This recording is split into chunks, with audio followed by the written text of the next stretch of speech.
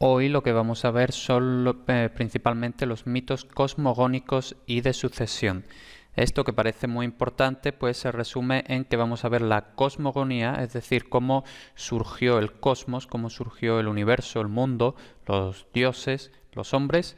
Vamos a ver la descendencia de los titanes, estos seres en cierta parte monstruosos que se generaron durante la cosmogonía, y después vamos a ver los mitos de sucesión, es decir, cómo una generación de dioses va sucediendo a la otra hasta que llegamos a la generación olímpica, Zeus, etcétera, ¿no? Entonces empecemos, por supuesto, por el principio, la creación del cosmos. Hesíodo, en su Teogonía, ya habíamos hablado de Hesíodo, ¿no? Se estima que era del siglo VIII, VII antes de Cristo. Pues él, en su obra más famosa, la Teogonía, también tiene otra, Trabajos y Días, y bueno, se le atribuye algún fragmento más que hay por ahí, pero Teogonía es lo gordo de Hesíodo, ¿no? Pues él dice que al principio fue el caos. El caos, por cierto, que en griego es femenino, sería algo así como la caos. El caos es una atmósfera que es la más próxima a la Tierra y su nombre significa vacío o hueco, pues ocupa el espacio entre el cielo y la Tierra, lógicamente. Inmediatamente después nacen Gea y Tártaro. Y un poco después ya nace Eros, que es el principio del deseo sexual. Esto no podía ser de otra forma, ya que conforme van naciendo estos primeros, naciendo, generándose, no sé cómo llamarlo, estos primeros entidades, Caos, Gea y Tártaro, pues ya una vez que nacen estos, ya hay lo suficiente como para que se puedan empezar a mezclar entre ellos, y para esto, lógicamente, pues necesitamos este deseo sexual. Aquí tenemos un fragmento de la Teogonía, de los versos 116 y siguientes, según la traducción de Luis Segalá y Estaleya. Os sonará este hombre porque lo vimos ya en la primera lección. Entonces, dice así: antes que todas las cosas, en un comienzo fue el infinito caos. Después Gea, la de amplio pecho, sede siempre segura de todos los inmortales que habitan la nevada cumbre del Olimpo. En el fondo de Gea, de anchos caminos, existió el tenebroso Tártaro. Por último, Eros, el más hermoso entre los dioses inmortales, que afloja los miembros y cautiva de todos los dioses y todos los hombres el corazón y la sensata voluntad en sus pechos. Entonces, básicamente, esto es lo que habíamos visto en la diapositiva anterior, ¿no? Entonces, en resumen, lo que tenemos es que al principio de todos es el caos, que es infinito, y no tiene... Ni siquiera es una entidad con vida, ¿no? Es simplemente caos. Después ya sí Gea, la diosa Gea, o Gaia, según como hagamos la transcripción, transliteración, pero propiamente es Gea, la tierra, y dice la de amplio pecho, ya que, bueno, básicamente el pecho de Gea es pues toda la tierra, ¿no?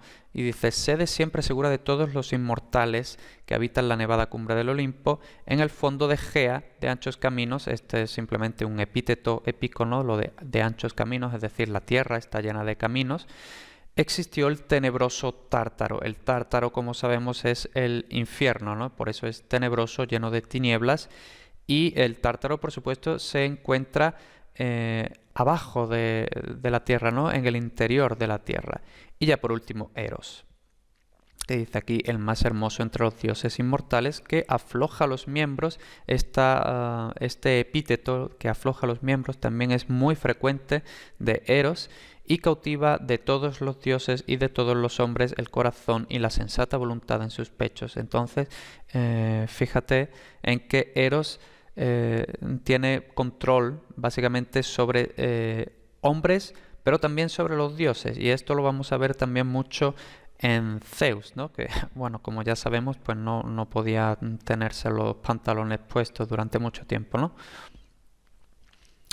Entonces, Caos y Gea, que recordemos, de hecho son las dos femeninas, tuvieron descendencia.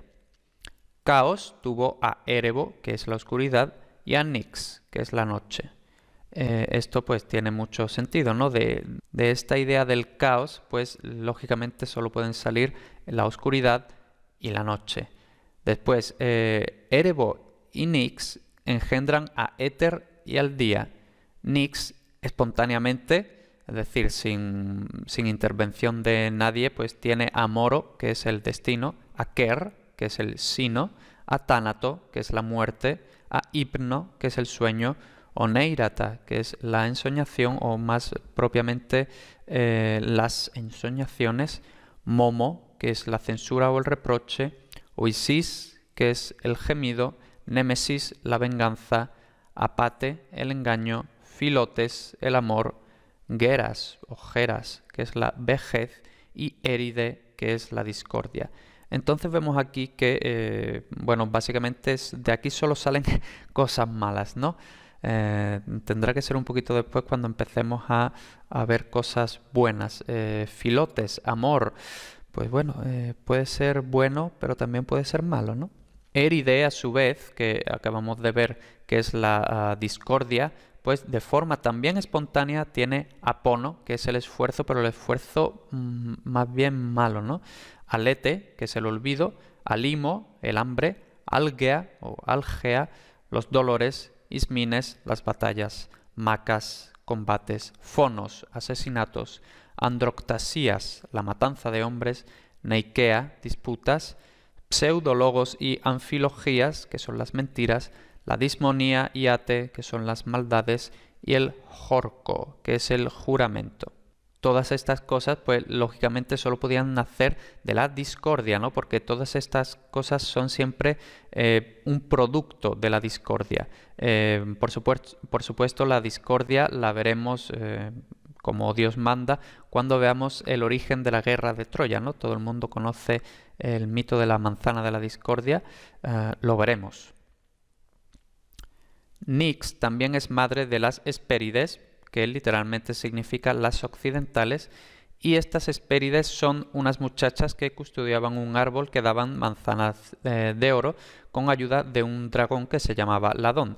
Aquí vemos a las Hespérides que están custodiando estas manzanas. Cuando veamos los mitos de Hércules de Heracles, sobre los trabajos de Heracles, pues uno de estos trabajos era conseguir robar estas manzanas. Aquí en la imagen vemos a las tres Hespérides. Bueno, depende de la versión del mito, son tres, son más, en fin, eso ya hemos visto que puede cambiar mucho, ¿no? Y vemos a las tres Hespérides con esta serpiente y en las notas de la lección pondré un enlace a un artículo en el que escribí todo el tema este de las serpientes, los dragones, ¿no? Porque nosotros cuando pensamos en un dragón, pues pensamos el típico dragón medieval, que es muy grande, que escupe fuego, que tiene alas y todo eso. Pero para los griegos la serpiente es simplemente, es decir, el dragón es simplemente una serpiente, ¿no? Porque literalmente dracon es la mirona, porque no tienen párpados, entonces parece que siempre están observando. Después tenemos a las moiras, que inicialmente protegían a los niños nacidos. Lo que pasa es que luego pasaron a asignar el destino a los nacidos, deparándoles suertes y desgracias. Tenemos que son tres: Cloto, que literalmente es la hilandera, Láquesis, la que asigna el destino, y Atropo, que es la inflexible. ¿Por qué? Pues porque, claro, la muerte, pues eso, más inflexible que la muerte hay pocas cosas, ¿no? Aquí tenemos en esta ilustración una imagen con las tres moiras, Láquesis, Atropos y Cloto, con sus atributos. Las moiras, como veremos, pues están bastante relacionadas con las parcas romanas, aunque inicialmente son cosas distintas, pero básicamente, bueno, al final se confunden un poco y sí, ¿no? Entonces, las moiras pasan de inicialmente ser protectoras de los niños, son una especie de hadas madrinas, pero luego ya de protegerlos se especializaron en asignar su destino. Y para eso pues tenemos que iban hilando los destinos y cuando a ellas les parecía, clacs, cortaban el hilo y se acabó. Gea, la tierra, da lugar a los grandes dioses.